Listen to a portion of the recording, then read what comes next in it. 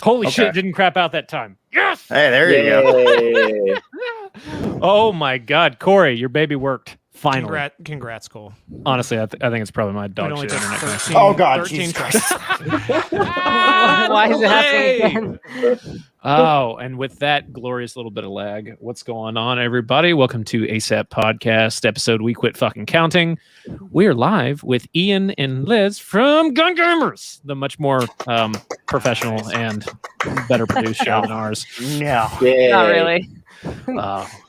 We take pride in being the worst, though. So yeah, we're the best at that. You can't take that from us. That's ours, you fucks. Speaking of Gun Gamers and your podcast, when are you guys coming back? Whenever we have something to talk about.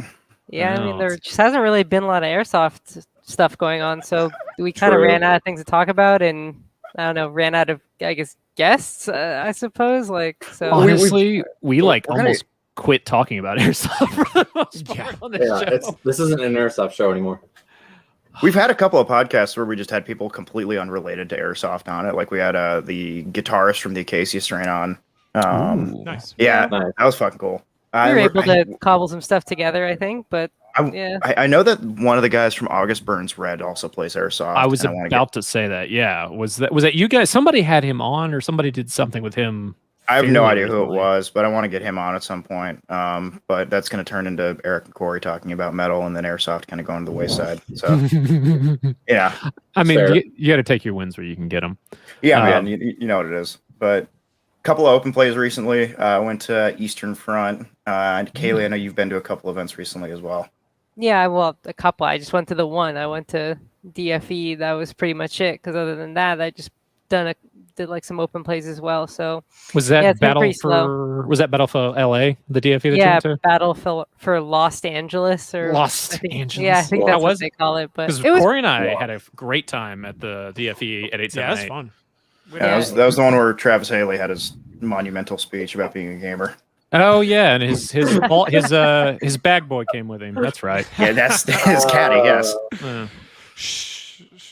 Yeah, it was pretty chill. It was pretty chill, but California, so we had like 3 fires or something. So bunch of it got delayed a whole bunch, and we took like a 2-hour long lunch. And I've talked to Josh about that. They are just not doing fucking pyro there anymore. Yeah, we can't do it. It's just too risky. Like every single time they, I think smokes are definitely out. Like we can't have smokes anymore, which already kind of brings down the hype a little bit. And then, all we have left was like EGs or Taggins, the exploding Thunderbees might make a might come back. And they took those away too after. Recently, it's been a lot of the time. It's been the Taggins and the 67s, both EG and Taggin, that are ones that actually. Like I haven't seen a smoke start a fire in a hot minute. It's usually been the boom shit that is like that flashpoint is kicking stuff off. I've seen I've actually started 2 fires recently. One of them they were both with thermobaric rounds. Yes, please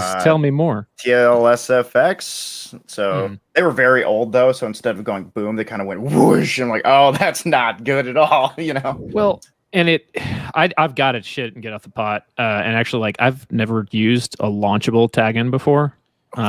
I know it's heresy. I need to. The closest I've got is shooting EG67s out of a big fuck off water balloon slingshot.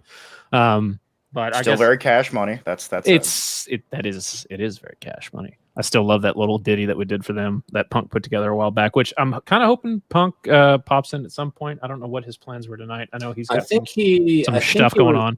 Yeah, he was doing some thing in the city. So how was Haley at the DFE game? Because I feel like he would get either completely swarmed or he would do an incredible job. Like, I mean, and by that I mean just like nerds walking out and be like, "Yeah, shine my hat, shine my gun, shine my optic, my Haley rig, for the love of God." I didn't really see too much stuff because he was on. I always do whatever like green or he always does tan or NATO whatever stuff. So I didn't really see him too much. Like I think I saw him for the initial briefing at the beginning of the game. And then I never really saw him again after that. So I don't really know. Plus, Mark and I, Brain Exploder, were like trying to stay away from all the I love crowds Mark. and everything. Yeah. So I don't know. We didn't really like mingle with too many people, and we were just hanging out by our car. So yeah, not too much happened, or we didn't really see anything. But from what I hear, like he had like a whole group of fanboys like chasing after him the whole time. Yeah. But That's the downside to that, because I think Yeah. that administrative results guy was out there too, which I love that dude's content. Yeah, the executive outcomes guy. Yeah, I've loved. Yeah. He appeared out of nowhere, and I started following him, and it felt like almost instantly he just. So Blew his up. shout out to that guy. His stuff is great. But with the DFE game, so you got to hang out with Mark. He was actually one of our first guests that we First ever guest, had on the episode, like, show. 4. We need to Yeah. reach back out to him. He's a great Really? dude. I'm Was it- surprised he like comes onto any podcast because I know he just hates it so much. It was so. pulling. We might be on ours. we might be the reason that he hates it. Really? Yeah, it's very possible. I don't know. It was He's like Oh, our I got- friend for life. It was like our second or third episode, but he always like shares our stuff and likes it. So I hope he still likes us. I think he's an awesome dude. He did a Yeah, great Mark- job. His products are great. phenomenal. I like I was just gonna say. I would say, have you been running his little like nose mouthpiece deal that he came out with? Because Yeah, that seems to be. He started running it from the beginning because I saw he like made it and I was like, hey, like, when do I get one of those? I want to try that. So I've been running it for I think the past year or so, and Okay. yeah, it's really nice. I like it a lot. I'm honestly like it completely changed like how I play airsoft because I was a big proponent of the dye mask and that. I would say, just- do you wear the whole goggle setup with it, or do you wear something a little more low vis, or because that's my big thing. with Is his I really, mask. Yeah, because I really like having like the glass, like either the Strongbows or the Oakleys or something a little more low profile as far as like the iPro goes. But that seems like his nose mouthpiece doesn't really like mount well to. Yeah, I think I saw that people are already like starting to mod it and figure out like how to attach it to the glasses. I know I saw something on Instagram recently where I think someone attached it to the crossbows or whatever, Yeah, like the crossbow ESS with the glasses. gasket. Yeah, so I think there is a way to attach it. He doesn't have anything specific for that yet, but I know he's like that's his next step for the mask is to get it to fit glasses and stuff, and then I think he has some other ideas down the line. But yeah, I know people are already like modding it to fit, so there must be a way. I just don't know personally, but I've seen it, so. Nice. It's possible. It is possible. But yeah, I used the goggles. It was just the easiest thing at the time, and that's what it was set up for. So, and plus glasses, like I'd have to get prescription inserts for low profile, like short Right, glasses, and right. it's a big pain in the ass. Yeah, that never. It's so funny because those never work. Because just having that extra pain, I've had them before, like on the inside. That fogs and nothing else does, and you're just blind as a fucking bat and running into shit. Yeah, it's too much. So the goggles work fine for me, even though it's like a little bit more, I guess, bulky. But yeah, I like it a lot, and it's definitely better than a dye mask, and it's definitely better than like whatever else I've tried, like mesh masks or like the low profile, like one Tigris, like half mesh, half fabric mask. So the one I've got is the Airsoft Face Pro UK or whatever, which is the vented neck gaiter with the padded belt, and I love that thing. My only complaint with it is it doesn't set on your nose. It's made to bring up here, and I've got too big of a fucking nose. I hate it. I don't like just like this thing just sticking out the front. It looks goofy, so I always have to bring it up, and I just wish it had like a little nose piece that went around. Because I always get shot in the nose too. That's the other thing. Like that shit hurts. I don't like it. So the Mark's thing has like a pretty decent like area for a nose. Yeah. I mean, I think big he's schnoz. Yeah, he's fitted on like a bunch of people, and it didn't seem to have any problems. But yeah, I don't know. No problem. Maybe your nose is unique. I have a pretty like larger nose too. I think so. Corey and I need to do some product testing because this thing. Yeah, dude, these snogs are ridiculous. They're just big targets. Yeah. We can smell the baby I got like scum. an extra one here. I can probably like send that to you guys, and you guys can test it. And then Ian, you were at Eastern Front because you got to see our boy Cass, our sweet, I did, beautiful, yeah. bouncing Carmelado boy. You're our chocolate friend. He's Cass is dude. He's a fucking trip. I love that guy. But Eastern Front.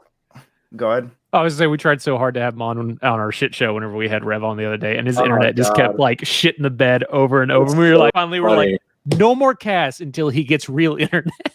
Yeah, or dude. moves the fuck out of New Jersey. One of the Trying to get him. The couple times we've had him on the podcast, it's just like every 15 minutes. Like, well, we lost cast. That sucks. But I yeah, still love no, when he fell asleep. Problem. oh, that was great. Yeah, the Eastern Front was it was okay. It was definitely an AMS light in the fact that So overall, lighter than like everything. yeah, so it wasn't super different from because I've been to that field multiple times, and it wasn't super different from a regular open play. Gameplay was solid. I'd say the biggest limiting factor for that weekend was dog shit weather, but obviously they don't really have any control over that. That being said, Were they doing like 3-4 hour long games? Like we're typically no, it was all day.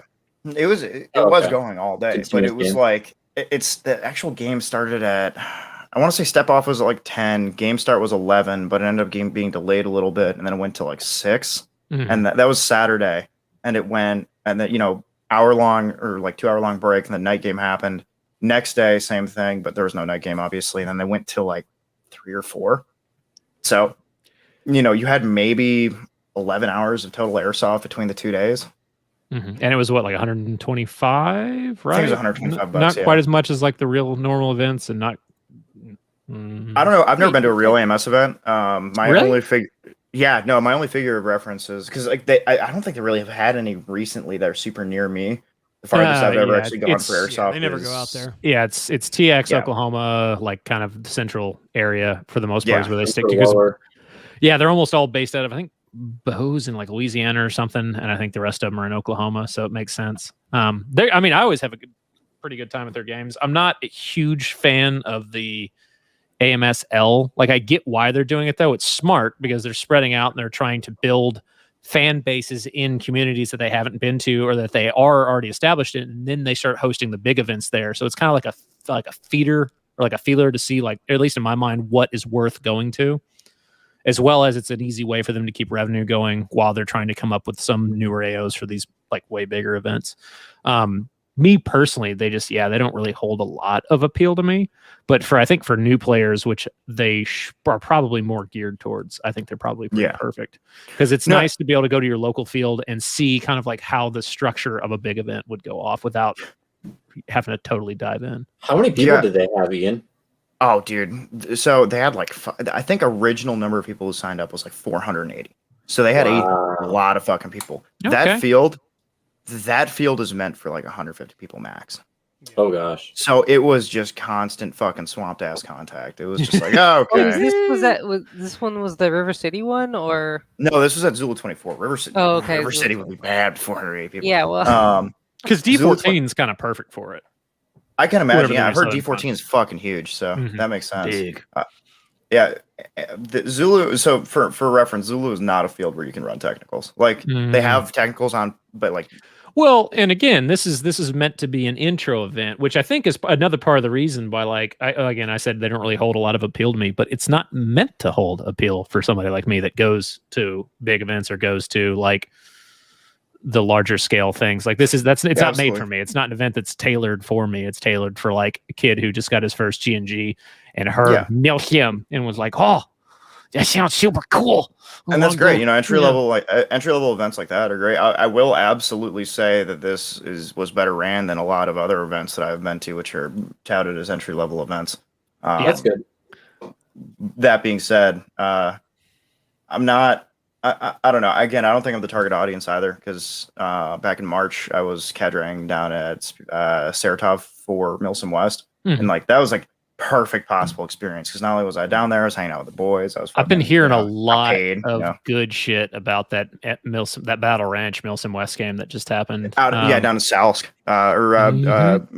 Battle Springs Ranch or something like that. Battle Springs Ranch in Oklahoma. Yeah, I've been hearing. Weekend? Yeah, I've been hearing good stuff. I've been hearing some crazy shit about that. Apparently, it's a very large AO. They've got some really solid mount sites. They've got some really solid, like just overall terrain to fight in. And the owner of the property is apparently like all about it. He's like, yeah, this shit's fucking sick. There's the dude posted up on his Instagram. He's like, oh, here's Josh's RPK-16. Look at how fucking cool it is. It shoots little tiny BBs. It's like, yeah, that's correct, Toby. But yes, they do make airsoft versions of those. Yes, that would be correct. Yeah, I need to. I've got to get to. again, I'm pissed I didn't go to that Milson West game. You got a free ticket. I know, but I had a wedding I had to go to. Which was it your wedding? No, which like why the fuck couldn't I get out of that? But yeah, Derek tried to twist my arm hard to go. Like the night before, he's like, "Hey, we got an extra ticket." I'm like, Well, that was the other thing is I wasn't prepared for it. Like when it got to the point where I realized that I might be able to go, even though my wife very quickly was like, "You've tried to get out of this fucking wedding like 6 times. Stop it." By just like feigning ignorance, like I was like, "Oh, I completely forgot that it was that weekend." But I should have feigned illness like the night before. Because I was asking you some questions and I was pestering Derek about like, hey, what do you like the normal? Well, why do you take to a Milton West game? What do you recommend? What should I? Well, what do I pack? Will this work? Will this? Yeah. Just make sure you're waterproof and you're good. Yeah. So I've got to go to one. I don't know what his next one is that's coming out. But I gotta do it. I gotta do one this year or I'm gonna. So they've got another. So they've got one out in West Virginia, which is gonna be a little bit of a drive for you. But they've got another one down in West Virginia. I've heard rumblings about one taking place and it's somewhere in Tennessee, and I'm not gonna go too deep into that because that's Josh's game, man. That's not my ball, but. Then you've got Guardian Center taking place in December as well. And Guardian Center is going to be fucking awesome, man. Corey. Because that would be one to road trip to. Yeah. The MSW at Guardian? No, for sure. Yeah. I want to hit one like this year really, really bad. Well, and Guardian Center is fucking awesome for me. Yeah, it's really, really cool. It's my only complaint about Guardian Center, because I went to it for Iron Horse, was because it's set up like a movie set. The atmosphere is super cool, but functionally it's got some limitations. Yeah. I haven't been to Guardian Center. I've only seen gameplay and heard secondhand accounts, but But I think it lends itself well to like a Milson West, because that's an insurgency game, right? No, that's gonna be Force on Force. That's a Force on Force. Okay, I always call those. From my understanding, it's gonna be Force on Force. Yeah. Okay. DA Force on whatever you want to call it, but yeah, man. I mean, when it comes to actually preparing for those kinds of things, it's not super difficult. Just think of what you'd take for a 2-day camping session and just add. Eric just said, watch my packing video. And I'm like, no. Yeah, watch Eric's packing video. I don't want to watch. I know I've seen it. I've watched it like 3 times. God damn it. I just need to break down and do it. But I know because it's finally like we're finally into the point of like getting close enough to post-COVID where like shit's starting to pop up again, movie theaters will start opening up again, stuff's starting to come out, like shit's kind of slowly getting back to normal. I was gonna say I was actually been kind of eyeing the background behind you and your kick-ass fucking Star Wars armor setups. Yeah, I was looking at that. Yeah, I got this close to dropping. Like this dude that I follow on Instagram was selling a full like resin warbless like Deathstroke setup for like $1,500, and I was like, I don't have any use for it, but I want it. It's a dangerous path to start going down. I can tell you that. Every time I got one of those fucking contractor checks, I was looking at those like 1-to-1 like movie grade accurate Deadpool costumes. I'm like, ooh, I want one, but I'm fat right now and I would look terrible in it. Well, you see, like I've got a couple Red Hood helmets back there, so like Batman shit's my that's my. Yeah, but you're in good shape. I'm not. I want it though. Just get a muscle suit, Ian, and just take it until you make it. That's the way to go. That or just sell yourself as Deadpool after a bender or something. Yeah. Oh yeah, I'm going as Fat Thor. Just wear so do the just the Deadpool hood, but then like a robe and nothing underneath but like boxers and some like bunny slippers. Oh yeah, it'd be set. Just walk around like that. Yeah, just gutting it. Dude, speaking of being in shape, did you see the picture that they put out from Thor: Love and Thunder? Dude, holy shit! God. Dude, that guy somehow quadrupled the size of his arms. Like he was big to begin with, but good lord! It's because he's playing fucking Hulk Hogan in his next movie. Yeah. He had to have the 24-inch pythons. What level of chicken and rice gets you to that point? I believe it's at the D-ball level of chicken. Yeah, I was about to say D-ball, some trimbolone, and they're probably feeding the chicken HGH before they feed it to him. Oh, absolutely, dude. Yeah. That chicken like what kind of 16-inch biceps? Trickle down roids. Yeah, because I was watching a video. Somebody was is it Kumail Nanjiani? Is that how you say his name? Kumail Nanjiani. Yeah. He got like obscenely big, and then randomly got a bald spot, and I was like, people can. People say all the time that like there's no connection to roids and hair loss, but every motherfucker I know who was a roid rager at one point in time in their life is bald now or has a really, really, really substantial thinning spot. So yeah, it's bad. No, man. I mean, I've seen. Do you watch It's Always Sunny by chance? Oh yeah, absolutely. His interview is great about how he got in shape. Yeah, Mac. It's just went from fat. Oh God, what was his fucking? What was his quote? I went from a tiny twink to the muscle-bound freak you see before you today. Well, and what's great about it is in his interview, he admits that like he took something. He's talking about it. He's like the only way. He's like, look, there's only one way to get this fit. You got to have a studio, pay for everything. You got to work out 6 days a week. Don't drink alcohol. Don't have any fun. Don't do anything you want to do. And then like all this other stuff, and then you got to take a shitload of illegal like horse tranquilizers or something. Like that. Got to drink a lot of fight milk. Fight like a crow. A lot of everything. But speaking of movie stuff, Corey, you said the edit's going along pretty well for Siege. Yeah, we're on the second edit. We're on the second edit. Probably about to start on the third one once we all get on a call and look over it again. We've sent off the first edit to the sound score guy so he can start developing like the tone of the film, which he and I worked on even before we started shooting. And then we've got some VFX stuff going on in the background. So it's moving along. It's a much slower process than I was expecting, but I think that's going to net a better result. So I'm not gonna rush it at all. I was talking to Cass, and I'm like, he was saying like, yeah, Corey wanted me at some point. I'm like, there's only one character you could possibly play for Siege. It's Castle. It's gonna be Castle. Yeah, Castle. Yeah, well, not really a Capital type. No. Although I would love to give him an eye patch. I think that'd be funny as shit.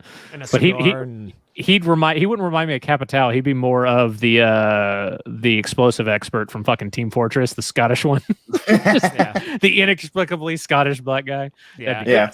It was funny. I did that 3D picture thing that everybody was doing with all the characters, and some of the comments we got were pretty dumb. Yeah, like, I saw one guy that was like, they don't look like any of the ops, and you're like, you're fucking ridiculous. I was like, if you look at Mendoza and you look at Goyo and don't think they look exactly alike, like one, you're dumb. And then another guy said that we whitewashed Caviera. Where did I was looking for that comment, but I never found it. I'm assuming that kid took it down. But like, how? Jenny I was like, our actress is darker than the character. Like, okay, what? Like people are just dumb, man. But nah, other than that, I mean, it's been positive. Like it's slowly been building up a little bit of steam. There's going to be some things that come out here, hopefully in the next month and a half, that I think are really going to start building up hype for it. Yeah, it sucks. I got to the point where like none of the content I have left is I can use because it's all like super spoiler heavy. So I got to wait until at least like the trailer. I can say I can't show, but I've seen the movie poster. That's probably going to be our official movie poster, and it is better than 99% of Hollywood movie posters you've ever seen. Like it's a really good. Are they spelling everyone's name correctly in that movie poster? Not in the first one. They made some upgrades.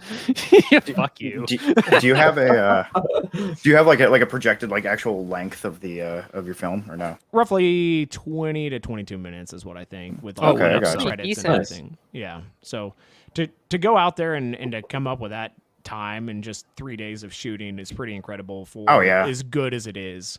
Yeah. Again, I've said it like 50,000 times, but if we were to have actually if I would have paid for everybody to come out, like paid the actors, paid the crew, paid for the equipment, it would have cost me $100,000 to make this movie that we did for like $5. So it's cool. Like it looks like $100,000. It's incredible. Most of that $5 being the helicopter. Yeah, really. The majority worth of it was it, the helicopter. And that helicopters are cool, man.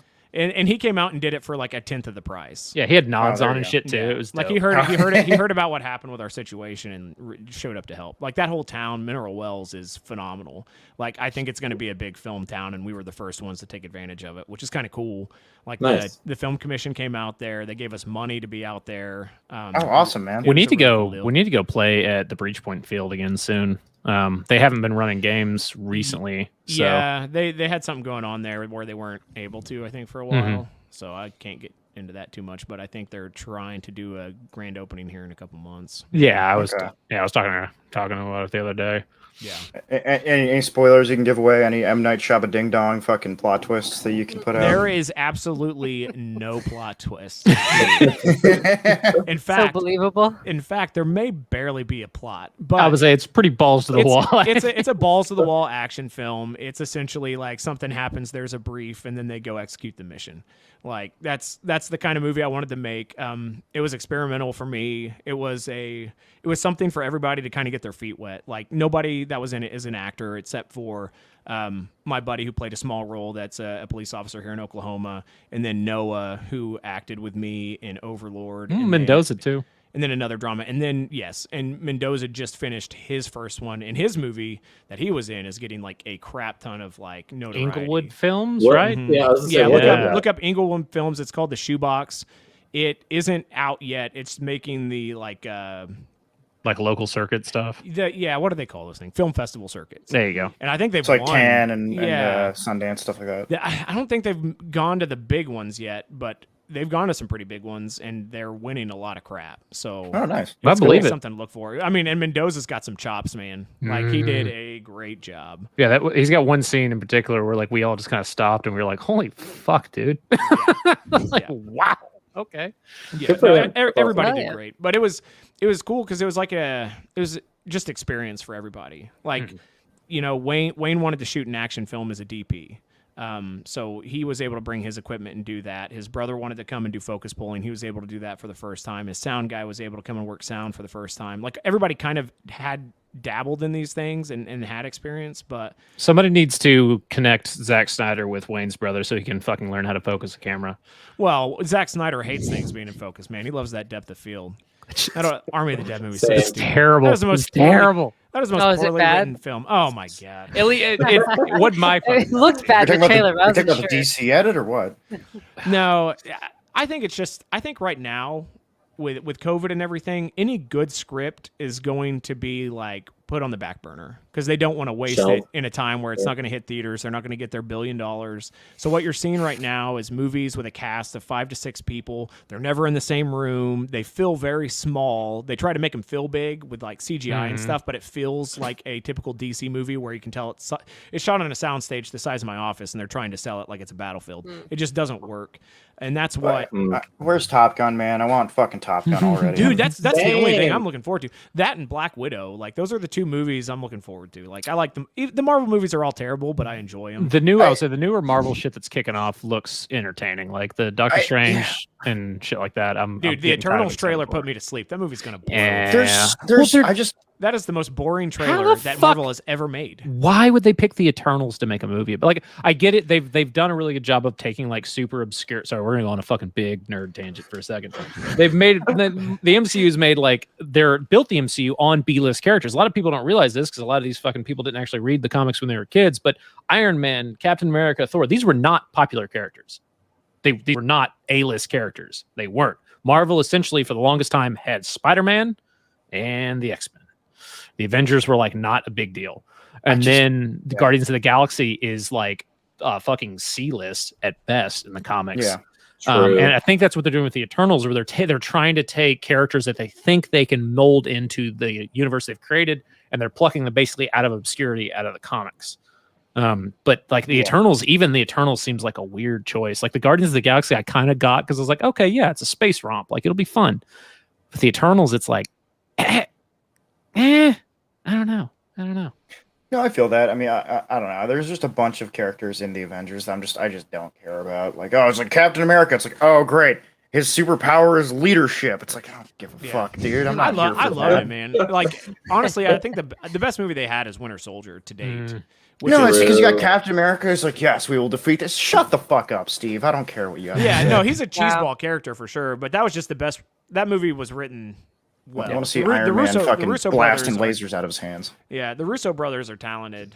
They've done some good stuff since, but it's been a good couple of years for it's better than DC stuff. That's all that it boils down to. DC is a crap show. It's terrible. The animated stuff's good. Like Invincible is hands down one of my favorite series. It's not bad. I love the fucking comics, but the show has really done it justice. The train scene in Invincible is just like, yeah. Dude, the funniest thing I saw was somebody doing a review of season 1, and it says, it starts with Omni-Man training his son, and then ends with him training his son, and it's him shoving him through the train and just killing everybody. I was like, all right, that's pretty. Dude, that Daddy Fat Snaps Omni-Man rap that he did was good. That made it into my workout playlist pretty fucking quickly. Yeah. Oh boy. I'm kind of curious to see how fast they progress the show, because it seems like there's a lot of things in the comic books that happen over like 1,000 years. Well, Robert Kirkman, when he's talking about the show, stated that like the pacing of the comic was not what he wanted to do. Yeah. And it was like his first attempt, and he like learned a bunch of other things. So he's trying to break it up much differently in the show, but like I think it's going to be another 2 seasons before we see Nolan show back up.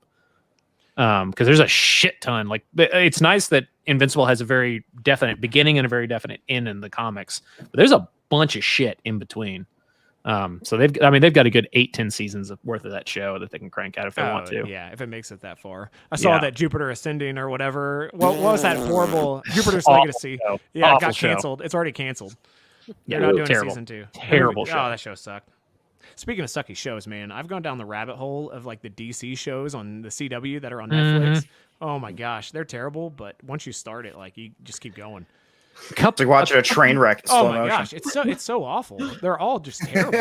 Like what I love, the Flash is the best one. Yeah, all the other ones, it's like, why do these Really? things even exist? I liked Legends of Tomorrow just because they didn't give a fuck. Like they like totally went full face, full bore into the ridiculousness. They just ripped Quantum Leap. That's all they did. Yeah, they ripped fuck yeah. Quantum Leap super hard. Quantum Leap's fucking awesome. Don't you ever disrespect that. They didn't even give a Scott Bakula cameo. That's how much they didn't care. Oh my god. But yeah, and it's funny because like I am curious to see if, because as far as I know, the Siege is going to be the first film that has used those GPLS guns, right? Yeah. Because those things are going to get. I really think that their main market for those guns is not going to be airsoft. It's going to be fucking movie props.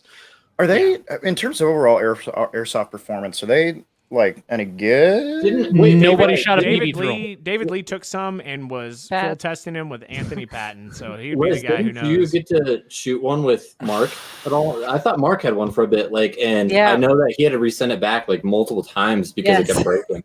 I know right off the bat they had a ton of issues. Yeah.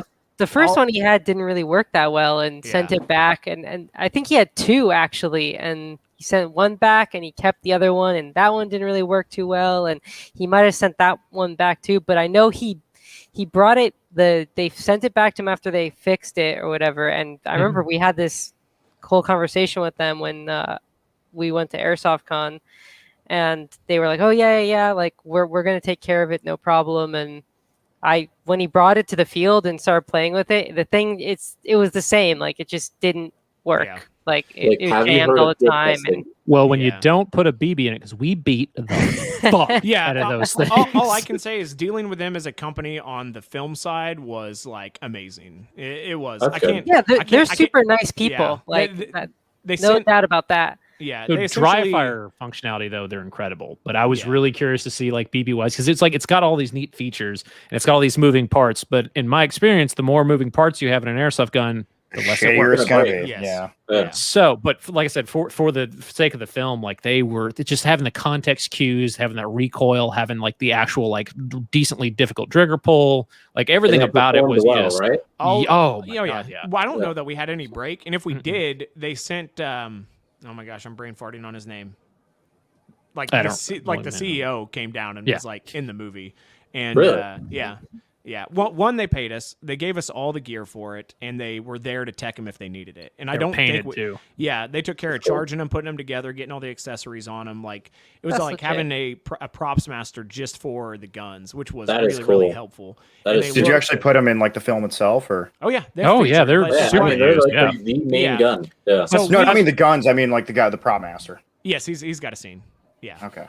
Yeah. That's funny. Nice. It's pretty fun. It's pretty funny. Yeah. No, but they were great. We went away from doing like all the cheesy laser beam guns and stuff that they have in the game and just went with the straight 416s. So some people might get all butthurt about that. I've seen a couple people have been mad. Like, oh, they don't have all the gadgets and shit. It's like, yeah, that's the fucking point, nerd. Like we wanted this was supposed to be. Yeah, this is supposed to be more of like what an actual team would look like. And we do give nods to it. I mean, we give nods to the way they breach, the way they drone and do all that stuff. Like it's there. If you like Siege, you'll like it.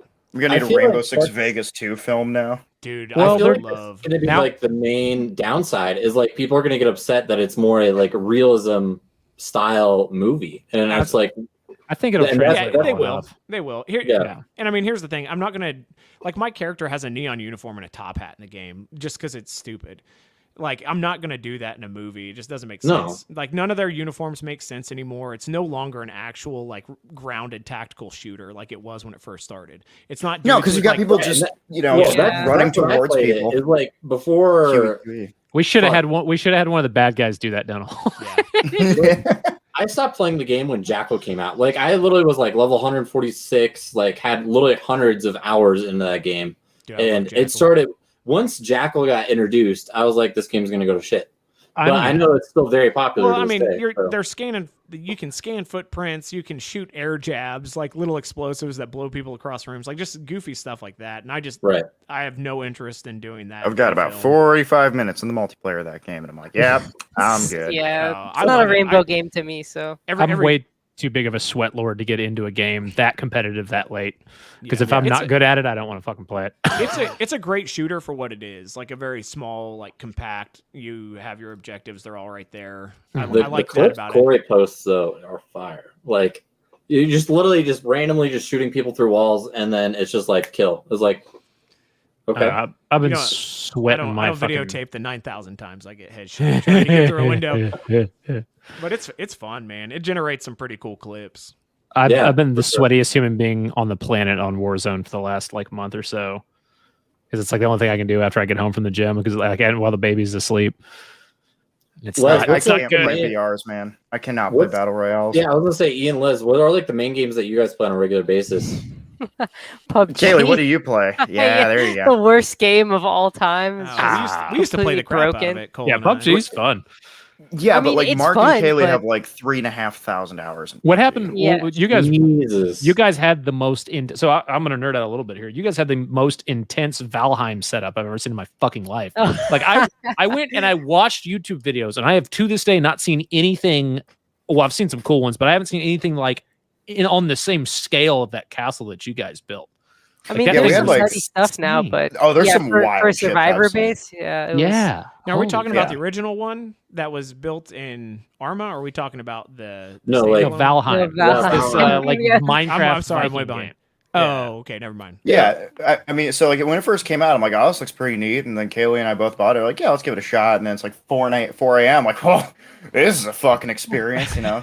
Like 24 hours later, basically. Oh my god! Like, what happened? Yeah. Well, I was gonna say, as far as Gun Gamers goes as a channel, are you guys gonna start getting back more into the gamers side of things soon, or is it mainly just gonna continue to be airsoft stuff? I've been pressuring Ian a little bit. I've been saying that I want to do some Arma stuff again, but Ian. I don't know. It's a big undertaking. I'll throw some Arma stuff together. The biggest problem Arma's awesome. The biggest problem I had with Arma is that like I was running a dedicated server off of this like piece of shit gaming laptop I have off to my left side. Yeah, so like you'd hear the stream and then you'd just hear a fucking jet engine going as my laptop's trying not to melt. So I don't know if I'm gonna. I tried renting an actual server, no dice. Really? Yeah, I tried installing a whole bunch of mods. Well, I know you have friends that obviously are trying to like retake over hosting servers for you, no? Like what was Ben that? I know there's people like Ben and a couple others that are actually trying to like take over and hosting the server for you guys so it's playable. Yes, that's so like the Moguns dudes, like Ben and Dimitri, they both host servers, but like on like the Gun Gamer side of things, like that was kind of like it's just two separate things. That was kind of own dedicated thing. Yeah, yeah, it's own dedicated thing, but like we had like probably about 10 people that would play together when we were doing the whole Arma thing, but the problem is that like I had more than 10. Yeah, it got up to 15 times, but it got like when you play for like 60 hours over the course of like a week and a half, you're like, all right, this is I've done as much as I possibly can with this specific game mode, but Arma recently came out with a DLC called Prairie Fire, which is based off like MACV-SOG in Vietnam and operations in Laos and Cambodia. And I've been playing the fuck out of that, dude. It's gangster. I'm a huge fan of it. I think Drewski's been playing that one too. I've seen a couple of his videos. We played with him on stream a couple of weeks ago, and it's a lot of fun, man. I will say that. That's cool. But yeah, it's great.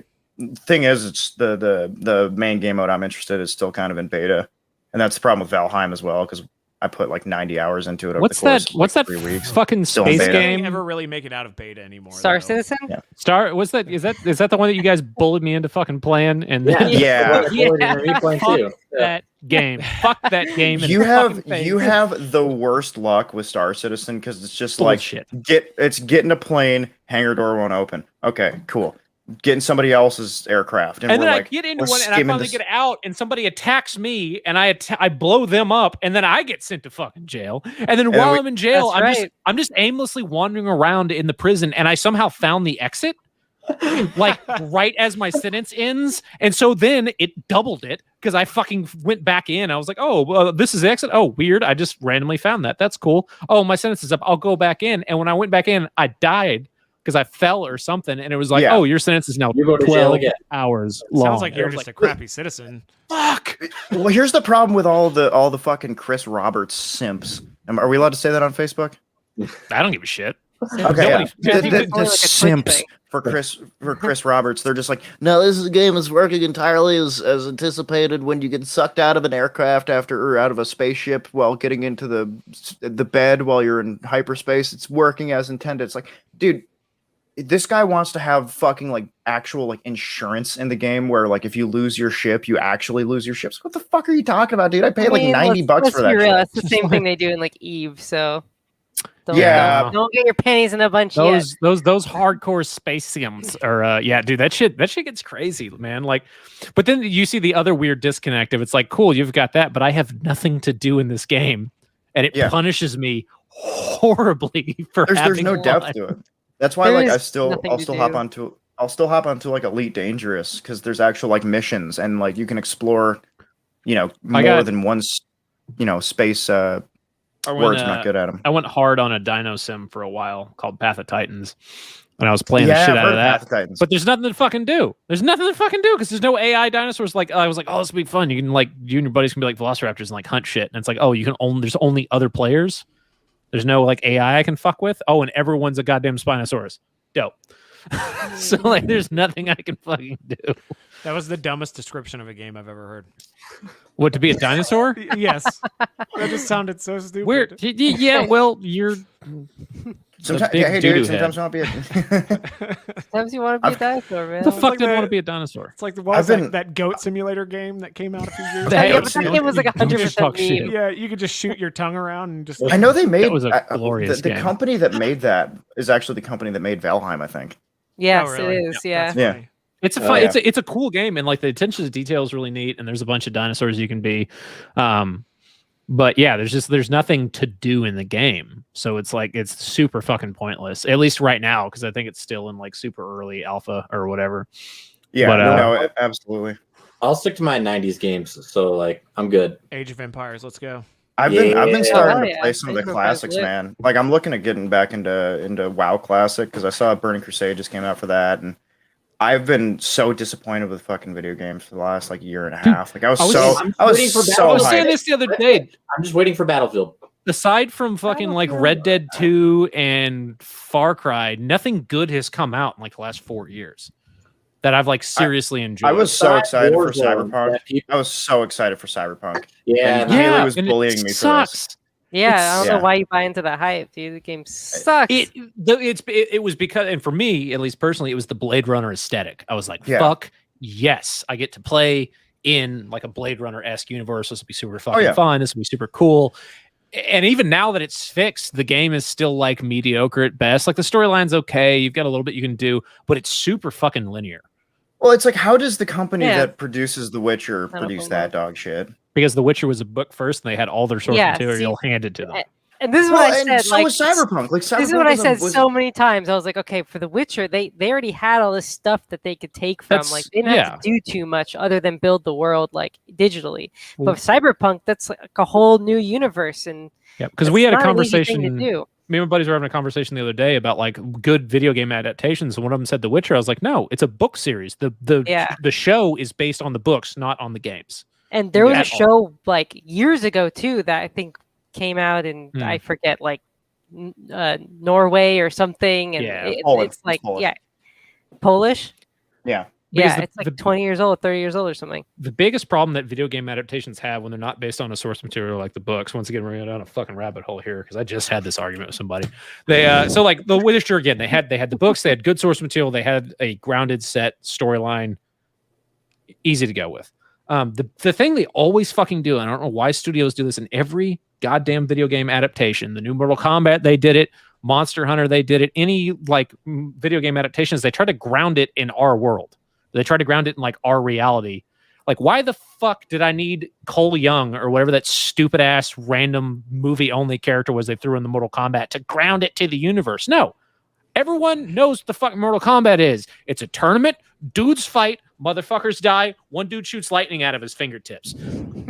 That's People it. get their heads exploded and stuff like that. I'm there for the finishers, dude. I don't need a grounded story about a washed up fucking MMA fighter like trying to protect his family. Mortal Kombat Annihilation might be the most underrated film of all time. You shut the fuck up. I really did like it. You know what else might be, Corey? Punisher Warzone, you fucking turd. Shut up, dude. But that's the thing. The same thing with the Monster Hunter game. Like they why not just, if you're gonna make a super campy fun movie, why not just make a super campy fun movie set in the Monster Hunter universe, not Mila Jovovich and her dickhead director husband making a movie about a bunch of soldiers that go through a fucking warp. Like if I see one more movie about a fucking awful. Yeah, it's terrible because she's in it. Anything she's in except for fucking Fifth Element is terrible. It's the only thing she's ever been in. That's a great fucking movie. I love Fifth Element, but everything else sucks balls that she's ever been in. I tried giving Outriders a chance as well. Not good. Yeah, I played it. Wasn't she in Resident Evil? I mean, those were terrible too. Oh, the first one. The first one was good. Oh God! Damn. I haven't seen the first one in years. It might be okay. Have you played the new Resident Evil? Fucking Resident Evil with giant vampire mommy milkers. Tall dummy mommy? No, I've not. Yes. I've seen the meme. A lot of that blowing up though. It raised my interest. Yeah, but no, I don't. I mean, if it's anything like 7, it should be good. But I heard the new one's like less scary. People complained that 7 was like too scary, so they made this one less scary. And I heard it was good. I heard it was Lame. a solid. Oh, Ghost of Tsushima. That was a great game. I forgot to mention that one. Ghost of That's just yeah. White people can't pronounce that shit. No, I'm shockingly Caucasian. It's impronounceable from my mouth. But yeah, and I don't know why, but yeah, video games have been super disappointing recently. I'm excited for the new Far Cry, and I'm really excited that they made a free remaster. It's like some random island, isn't it? It's like basically Colombia, but yeah. Okay.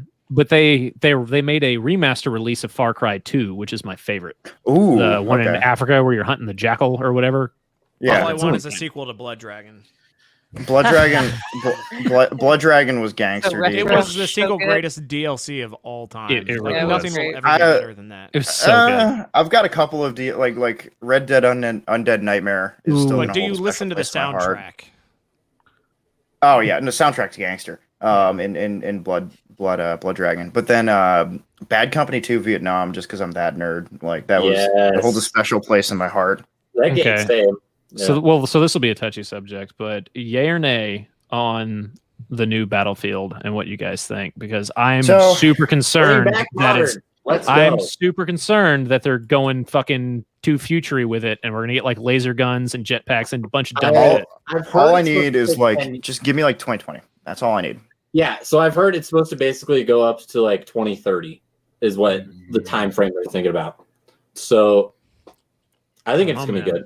DICE has let me down twice in a row now. Yeah, Battlefield 1 and Battlefield 5. Well, it doesn't make sense for them to do a World War I and then World War II like back to back, or vice versa. It doesn't make any sense. Like jump around in some timeline. That's what Call of Duty's done for years, and it's clearly worked. So a Cold War specific game would be sweet. I mean, yeah. I have mixed feelings about the latest Call of Duty, but did you ever play 1942 with the Desert Combat mod? Yes, dude. That game was that so is the good. best game. That was so good. Like, you actually had to be good at flying helicopters to fly them. Like, it was for like super 3 hard. or 4 maps. It was an incredible game for like a very small Xbox like downloadable game. Like, it was incredible. Yeah. Oh, you're thinking about 1943, I think, Carl. Yeah. No, I'm thinking 1942, like on computer, back circa 2003, 2004. Yeah, I was 5 years old. 1943. Yeah, I was 5 years old too, guys. I was totally not in the army. I was 5 years old. God damn, you're old. I'm a rough looking 22. I know. 22 going on 50. Mm-hmm. Damn. But yeah, I agree, Cole. That like games, I don't know. Games haven't been it. That's like I said. Lately, I've been sticking to '90s games. Like I said, Roller Coaster Tycoon, Age of Empires, shit like that. Oh, Roller Coaster Tycoon. I'm serious. Man. Downloadable like DLC content, Roller Coaster Tycoon 2. I can spend a lot of hours in that game. Oh, I mean, so something just dropped today. It's the I don't know if you guys have played the Wasteland games at all. Kaylee and I recently did a playthrough of Wasteland 3. Oh yeah, the new DLC came out. Yeah, there's a new DLC that just came out for that. It follows like the Fallout 1, Fallout 2 style of gameplay rather than, the newer Fallouts. But I've never played Fallout. At all? Either like any of them, even the modern ones? Neither have I. I've never played I've played maybe 30 minutes of Fallout. That's about it. Well, if you like 90s games, that is definitely the game to play. What was the deal? What was the kerfuffle with like the new one? 76? It was terrible. It was it was a weird work. Like, always online. Yeah. It's a money grab. I heard it was Fallout's not like multiplayer Fallout's cool. Don't get me wrong, but like multiplayer only Fallout with no real story when it's kind of more like Rust than anything is like I feel like the last money grab. I feel like the last 2 years were the big is the biggest like video game controversy years I can think of between like Cyberpunk and The Last of Us 2 and fucking people have just been pumping out boxes. Dog shit. Yeah, dude, it's been upsetting, and the problem is you're seeing that in a lot of different areas because you've been seeing it in Airsoft too, where I've seen a lot of just like half-hearted attempts at games and half-assed fucking products coming out from a lot of different companies that used to put out good shit. It's all for the same reason. They figured out that they don't have to put out a finished product because people will buy the beta. If people keep buying the beta, you're never going to get a good finished polished product. True. Very true. Yeah, like betas are kind of the new meta when it comes to that. But I will say that obviously COVID, with a lot of people and like teams have been separated and like a lot of people were working from home, that obviously has hindered a lot of game development for sure. There's no doubt about that.